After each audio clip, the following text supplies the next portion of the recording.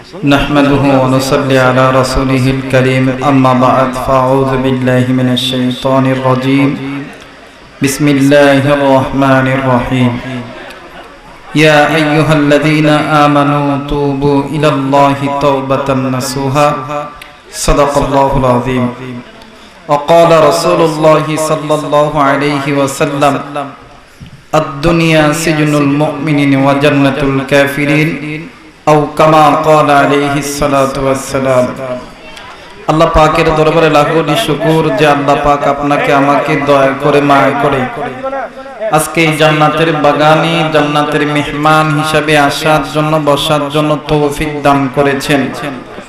সকলেই মহব্বতে শুকরিয়া আদায় করি, সকলেই পড়ি আলহামদুলিল্লাহ।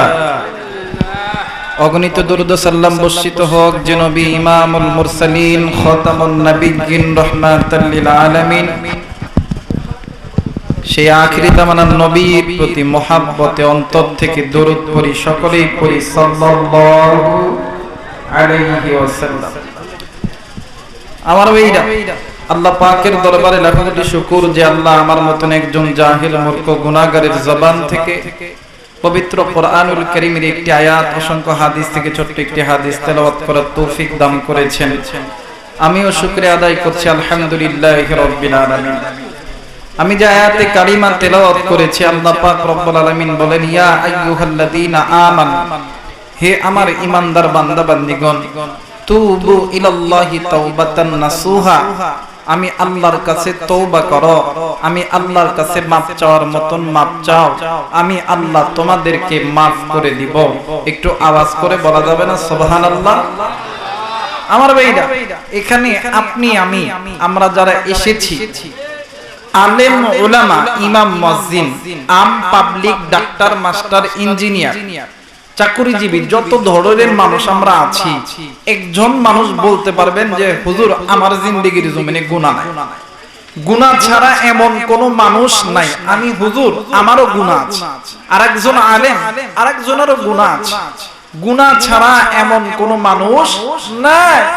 কিন্তু এই গুনাহ এমন একটা খারাপ আমল, এই গুনাহ এমন একটা এমন একটা ভাইরাস, এই গুনাহ এমন একটা বোঝা, এই গুনাহ আপনাকে আমাকে আল্লাহর জাহান্নামে নিয়ে যাবে। আর গুনাহ থেকে যদি কোনো ব্যক্তি আল্লাহর কাছে মাফ চায়, তওবা করে, আল্লাহ তাআলা এই মাফ করার ওসিলায়, এই তওবা করার কারণে আল্লাহ তাআলা ওই বান্দা বান্দীকে মাফ করে দিবে। জোরে কোন সুবহানাল্লাহ। আল্লাহ চায় না আমার বান্দা আমার বান্দি আমি মালিকের জাহান্নামে যাক। এই কলিজার টুকরা দুপচাচিয়ার মুসলমান, আল্লাহ তাআলা আসমান বানাইছে, জমিন বানাইছে, চন্দ্র বানাইছে, সূর্য বানাইছে, নক্ষত্র, তারকারাজি, 18,000 মাখলুক আল্লাহ তৈরি করেছেন। এই 18,000 মাখলুকের ভিতরে 17,999টি মাখলুক আল্লাহ তাআলা আপনার আর আমার গোলাম বানাইছেন। একমাত্র আপনি আমি আল্লাহর গোলাম। আল্লাহ বলেন বান্দা এত নিয়ামত দেওয়ার পরে কেন বান্দা আমি মালিকরে ভুলিয়ে গেলা? কেন বান্দা তুমি আমি আল্লাহর ঘর মসজিদ থেকে বান্দা তুমি দূরে চলে গেলা? কেন বান্দা তুমি আমি মালিকের কোরআনটা ছেড়ে দিলা? কেন বান্দা আমি আল্লাহর হুকুমগুলোকে কেন বান্দা তুমি মানলা না? কেন বান্দা তুমি গুনাহ করো? এই বান্দা একটা বার আমি মালিকের কাছে মায়া কইরা বলো না আল্লাহ গুনাহ করছি, আল্লাহ ভুল করছি। বান্দা তুমি বলতে দেরি হবে, আমি আল্লাহ তোমাকে মাফ করতে দেরি করব। মুসলমান ভাইরা আমার, বন্ধুগণ, লম্বা চড়া কোন সময় নয় আমার বাবাজিরা রে। এই জায়গার ভিতরে যত আলেম আছেন, যত উলামা হযরত আছেন, যত আম পাবলিক আছেন, ভাইরা জানেন নি আপনি আমি আপনার আমার নিজ ইচ্ছায় গুনাহ করতেছি। এ বন্ধু, কেউ বা গুনাহ করতেছি সুদ খাইয়া, কেউ বা গুনাহ করছে ঘুষ খাইয়া, কেউ বা গুনাহ করছে জিনা করিয়া, কেউ বা গুনাহ করেছি চোখের গুনাহ, কেউ বা আবার পায়ের গুনাহ, কেউ বা আবার নফসের গুনাহ।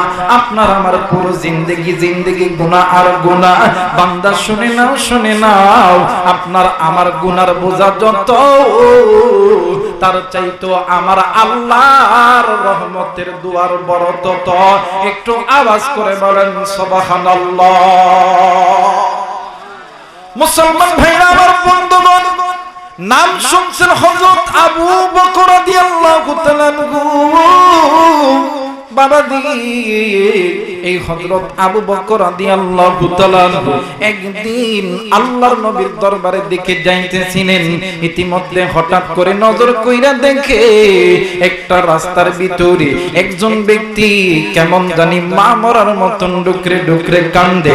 আবু হযরত ওমর ডাক দিয়ে কই, বাবা গো তুমি কেন কান্দো? তোমার কান্নার কারণ কি বলো না?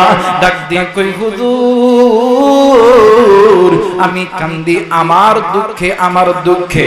আবু বকর হযরত ওমর ডাক দিয়ে কই, ভাইয়া তুমি কেন কাঁদতেছো? একবার তুমি আমারে বলো না। ডাক দিয়ে কই, হুজুর আমি অনেক বড় গুনাহ করেছি গো হুজুর।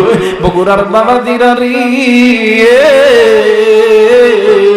এ দুঃখা সিয়ার বাবারা, এই কলিজার টুকরা যুবক বন্ধু, এই কলিজার টুকরা মা, হেদায়েতের মালিক কোন আলেম নয়, হেদায়েতের মালিক কোন পীর বুজুর্গ নয়, হেদায়েতের মালিক হইল আমার আল্লাহ।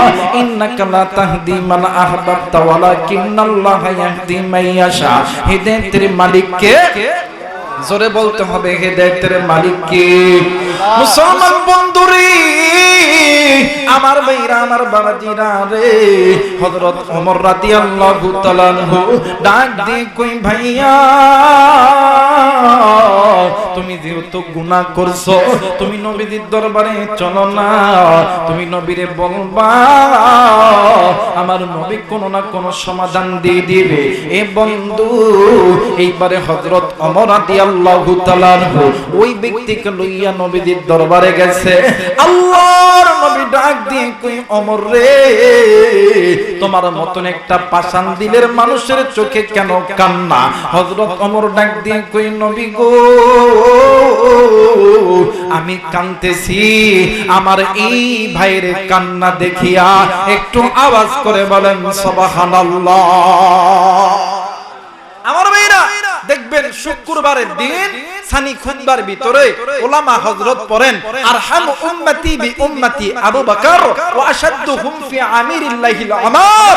উম্মতের ভিতরে সবচেয়ে নরম দিলের মানুষের নাম আবু বকর, আর সবচেয়ে কঠোর দিলের মানুষের নাম হইতেছে হযরত ওমর। একটু আওয়াজ করে বলেন আল্লাহু আকবার।